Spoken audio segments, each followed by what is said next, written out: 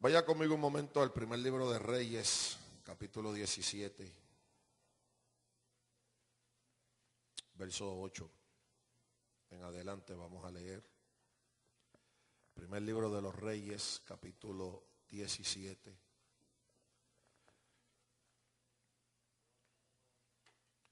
Versículo 8.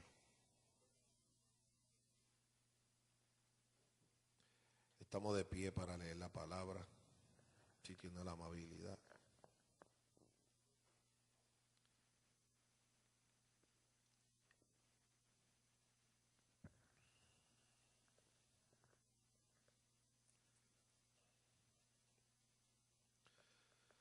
Y dice así la palabra: vino luego a él palabra de Jehová diciendo: levántate, vete a Sarepta de Sidón y mora allí. He aquí yo he dado orden allí a una mujer viuda que te sustente. Entonces él se levantó y se fue a Sarepta. Y cuando llegó a la puerta de la ciudad, he aquí una mujer viuda que estaba allí recogiendo leña. Y él la llamó y le dijo: te ruego que me traigas un poco de agua en un vaso para que beba. Y yendo ella para traérsela, él volvió a llamar y le dijo: te ruego que me traigas también un bocado de pan en tu mano. Ella respondió: vive Jehová tu Dios, que no tengo pan cocido, solamente un puñado de harina tengo en la tinaja y un poco de aceite en una vasija, y ahora recogía 2 leños para entrar y prepararlo para mí y para mi hijo, para que lo comamos y nos dejemos morir. Elías le dijo: no tengas temor, ve, haz como has dicho, pero hazme a mí primero de ello una pequeña torta cocida debajo de la ceniza y tráemela, y después hará para ti y para tu hijo. Porque Jehová, Dios de Israel, ha dicho así: la harina de la tinaja no escaseará, ni el aceite de la vasija disminuirá, hasta el día en que Jehová haga llover sobre la faz de la tierra. Entonces ella fue e hizo como dijo Elías, y comió él y ella y su casa muchos días.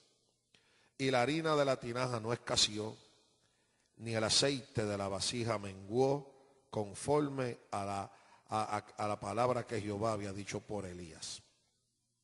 Después de estas cosas aconteció que cayó enfermo el hijo del ama de la casa, y la enfermedad fue tan grave que no quedó en él aliento. Y ella dijo a Elías: ¿qué tengo yo contigo, varón de Dios? ¿Has venido a mí para traer a memoria mis iniquidades y para hacer morir a mi hijo? Él le dijo: dame acá tu hijo. Entonces él lo tomó de su regazo y lo llevó al aposento donde él estaba y lo puso sobre su cama. Y clamando a Jehová dijo: Jehová Dios mío, aún a la viuda en cuya casa estoy hospedado afligido, haciéndole morir su hijo. Y se tendió sobre el niño 3 veces. Y clamó a Jehová y dijo: Jehová Dios mío, te ruego que hagas volver el alma de este niño en él. Y oyó Jehová la voz de Elías, y el alma del niño volvió a él, y revivió. Tomando luego Elías al niño, lo trajo del aposento a la casa y lo dio a su madre, y le dijo Elías: mira, tu hijo vive. Entonces la mujer dijo a Elías: ahora conozco que tú eres varón de Dios, y que la palabra de Jehová en verdad está en tu boca. Señor, gracias por tu palabra, que es bendita, es santa, es pura. Te ruego, Dios, que me permitas predicarla bajo tu unción y tu gracia, Señor, y que tú, Señor, en este día sane, restaure, hables a nuestro corazón, por Cristo Jesús. Amén. Se puede sentar en esta mañana.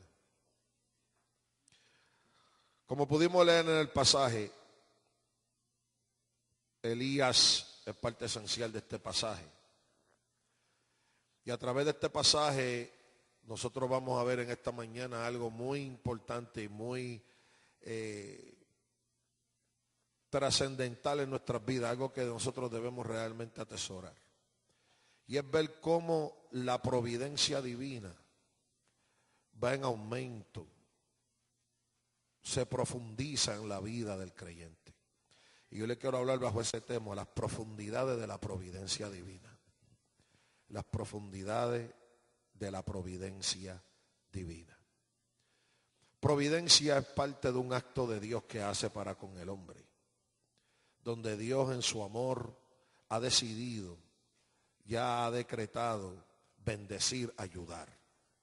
Aún aquellos que no tienen toda la fe en Él, no creen en Él. Jesucristo dijo que Dios hace salir el sol tanto para el malo como para el bueno. Eso es providencia. Dice que hace llover sobre la viña del justo como del injusto. Eso es providencia. Todos los seres humanos, de alguna manera u otra, estamos bajo la providencia divina. Hemos experimentado la providencia divina. Pero la providencia, para que se pueda entender, tiene, pudiéramos decir, unas etapas de profundidades donde Dios va conduciendo al hombre a que pueda comprenderla y entenderla con un fin. El fin primordial es que ese hombre, su fe crezca, se fortalezca, se afinque en el Señor Jesucristo. Es un elemento de fe. Mucha gente que no cree en Dios ve la providencia y la toma por sentado, como que está obligado a llover, como que está obligado que yo tenga comida, como que está obligado y tiene que ser así que yo tenga y que yo posea. Se nos olvida que no necesariamente es así. Sabemos que han habido tiempos donde la sequía ha sido parte de un juicio divino, donde la hambruna ha sido parte de un trato de Dios con gente. Significa que el que llueva no lo debemos tomar por sentado, que el que tengamos que comer no lo debemos tener por sentado. Eso es parte y es consecuencia del acto de la providencia divina. En este pasaje nosotros vemos de una manera clara, es hermoso cómo el Espíritu Santo inspira al escritor y plasma claramente cómo la providencia divina se va profundizando y qué ocurre. Fíjese que hay unos elementos bien importantes que quiero considerar con ustedes. Primeramente, cuando Elías el profeta estaba en una gran necesidad, Dios le dijo que fuera un arroyo, al arroyo de Querit. Y dijo, en medio de una sequía, le da al profeta un arroyo. El agua era lo más valioso que había en aquel momento. Había sequía, no estaba lloviendo, pero él tenía un arroyo. Y Dios le dijo, y yo voy a enviar cuervos que te lleven carne por la mañana y por la tarde. Tú ves la providencia divina supliéndole. Pero llega un momento en donde se secó el arroyo. Y dice la Biblia que cuando se secó el arroyo, ahí fue que vino palabra de Jehová. Muchas veces nosotros vemos la bendición de Dios y mientras disfrutamos la bendición de Dios, nos gozamos porque sabemos que Dios a través del suplir nos está hablando. Pero llega un momento donde la provisión cesa. Y cuando cesa la provisión, eso nos llama la atención. Porque decimos, ya no tengo. Tenía, pero ya no tengo. Se me está acabando y no veo que viene más. Se me está acabando y no veo de dónde pudiera venir más. Alabado sea el Señor. Y es ahí cuando viene la palabra de Jehová. En el momento en donde el arroyo se seca. Yo no sé si en tu vida tú has pasado por un momento donde se te ha secado el arroyo. Donde tú dices, yo no sé más qué hacer. Se me han acabado todas las alternativas. Voy a tener que estar junto, alabado sea el nombre del Señor, con todos estos que tienen esta sequía. Pero déjeme decirle, mi amado hermano, que cuando eso ocurre, la palabra de Jehová nunca escasea. Podrá escasear la lluvia, podrá escasear la comida, pero la palabra de Dios no escasea. Puede pasar lo que pasa en este mundo, pero la palabra de Jehová no pasará. Es cuando se seca el arroyo que Dios habla. Mire esto. A veces queremos oír la voz de Dios, pero queremos oír la voz de Dios en nuestras condiciones, bajo nuestras condiciones. Y la voz de Dios va a llegar en el momento donde se te seca el arroyo. Donde no esperamos nada más. Ahí es que viene la palabra de Dios. Y Dios le dice en medio de la sequedad de su arroyo, la palabra que Dios le dice es: levántate y vete a Sarepta de Sidón. Fíjese qué interesante. Dios le dice, cuando se seca el arroyo, tienes que moverte del lugar. Dios le da una palabra de transición. Dios le da una palabra de cambio. Dios le reta y le dice: muévete a Sarepta de Sidón. Sarepta de Sidón era un lugar pagano. En Sidón se adoraba a Baal. Y Dios le está diciendo: vete del arroyo que se secó y muévete a Sarepta de Sidón. Un lugar que para Elías era un lugar que iba a ser hostil y difícil. Porque él sabía que era un lugar pagano donde Jehová Dios no era adorado. Era un lugar que donde él iba a tener muchas luchas de fe por su creencia. Donde era otra cultura. Donde iba a tener unas grandes luchas. Y Dios le dijo: levántate y vete a Sarepta de Sidón. Pero mire cómo trabaja la providencia de Dios. Yo es lo que quiero que usted vea. Esta es la primera profundidad que queremos ver. Dios le dice: levántate y vete a Sarepta de Sidón y mora allí. Dice que yo he dado orden allí a una mujer viuda para que te sustente. La providencia de Dios opera en secreto. Elías no sabía lo que Dios ya tenía preparado. Cuando Dios te habla a ti y a mí, aunque se te seque el arroyo, la palabra de Jehová, aunque te traiga retos y te demande unos cambios fuertes, créeme que ya Dios ha dado orden para que donde tú vayas por obediencia, allí Dios te va a bendecir. Allí Dios te va a suplir. Allí Dios va a estar contigo. Nosotros queremos saber qué Dios va a hacer. Y hay veces que Dios nos dice: vete y hazlo, sin decirnos cómo va a ser. Porque ya Él ha dado orden, ya Él ha hablado. Fíjate cómo Él dice: yo le he dado orden a una mujer viuda, una mujer pagana. Dios puso en el corazón y había orquestado de tal manera que una pagana que no adoraba a Dios iba a obedecer a Dios. Esas son las cosas que al creyente le chocan, porque estamos impuestos a pensar que Dios no puede usar a nadie más sino a un hijo de Dios.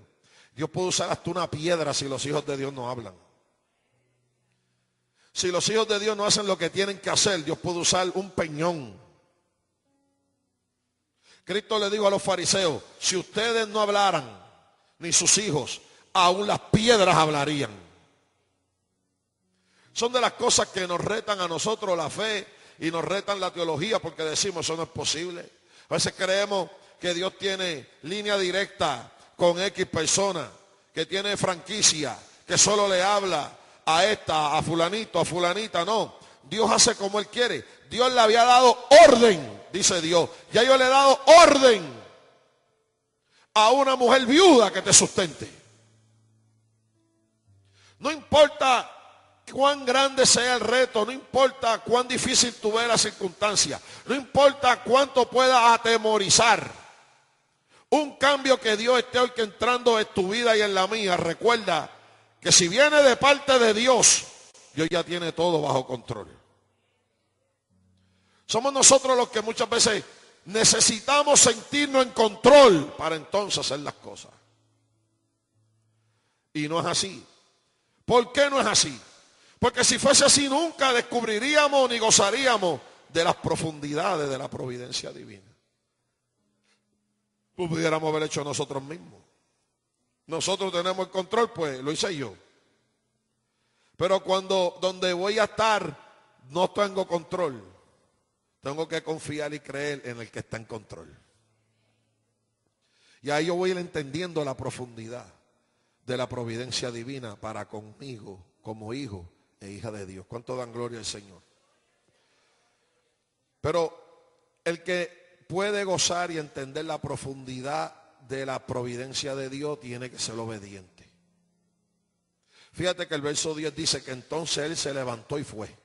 Eso es obediencia. Él se levantó y fue. Muchas veces no vemos, no entendemos las profundidades de Dios porque nos falta obediencia, no es porque a Dios le faltan recursos. Es porque a nosotros nos falta fe para creerle y obedecer. Nos falta fe para confiar en que Él está en control. No es porque Él no lo tenga todo en orden. A veces no lo vemos ni lo disfrutamos porque no hemos obedecido. Cuando nosotros dilatamos la obediencia, nosotros dilatamos el poder entender las profundidades de la providencia divina. Cuando Dios te hable, actúa. Cuando Dios te hable, actúa. Cuando tú veas a Dios moviendo en una circunstancia algo en tu vida, actúa, obedécele, créele a Él. Créele a Él. Hermano, yo recuerdo hace ya unos cuantos años, bastantes años. Nosotros cuando estábamos en Puerto Rico, era una tentación quedarse en Puerto Rico. Porque era nuestra cultura, nuestro idioma, todo, nuestra gente. La iglesia estaba bonita, el ministerio estaba bonito. Llegó el momento donde uno podía decir, wow, ahora por fin uno va a ver el fruto del trabajo, de tanto esfuerzo. Y llega el momento en donde llega la palabra de Jehová y dice, muévete. Pero aquello que era una bendición y que era el fruto de mi trabajo, ahora se estaba convirtiendo en una tentación para yo no obedecer. Fíjate cómo Dios obra. Porque nosotros estamos siempre ya condicionados a decir, yo voy a disfrutar de lo que mucho trabajé. Y llega un momento que una vez ya cuando tú entiendes que Dios te ha permitido lograr unas cosas, Dios te dice, ahora tengo algo más en la agenda para ti. No es fácil. Porque aquello que ahora tú tan trabajante tanto, le metiste tanta pasión, ahora se está convirtiendo en una tentación para retrasarte en el plan de Dios contigo. Cómo Dios cambia las cosas en un instante. ¿Por qué pasa eso? Para que podamos entender lo que es la profundidad de la providencia divina y podamos que nosotros crecer y creer en Él.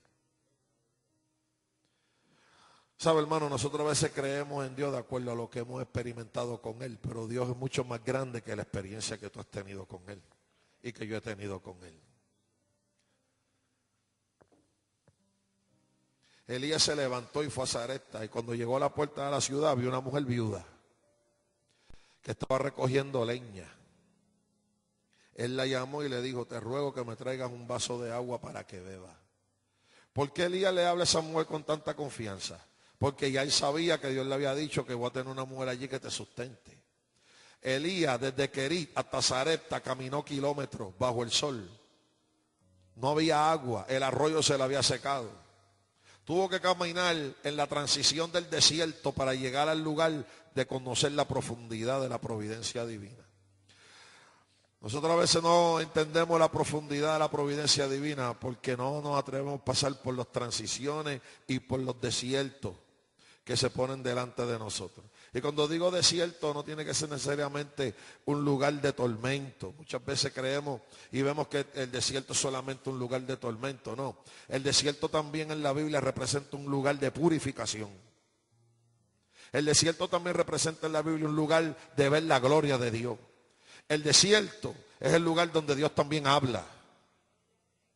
Son esos momentos en la vida donde no entendemos por qué estamos. Vemos a nuestro alrededor y todo lo vemos monótono. En el desierto el paraje es monótono. Es arena lo que se ve. Uno que otro arbusto seco, pero es arena. No hay nada lindo que ver. Solo arena. Y muchas veces cuando estamos en esa circunstancia, que la vida se vuelve monótona, insípida, candente, caliente, llega la sed de la aflicción, llega la sed de la ansiedad, llega la sed del desespero, llega la sed de saber dónde está el destino, dónde voy a parar, dónde voy a poder encontrar una sombra para poder reposar. Llega la sed del anhelo que no se cumple. Mi alma alaba a Dios. Llega la sed al alma y uno no encuentra agua porque está en el desierto. Pero déjame decirte que en ese desierto Dios te está purificando. En ese desierto Dios te está llevando una reflexión profunda. En ese desierto Él va contigo. En ese desierto tú y yo no hemos perecido, porque con nosotros va el que nos sostiene. Con nosotros va el que tiene la mano llena de providencia para nosotros. ¿Cuánto dan gloria a Dios?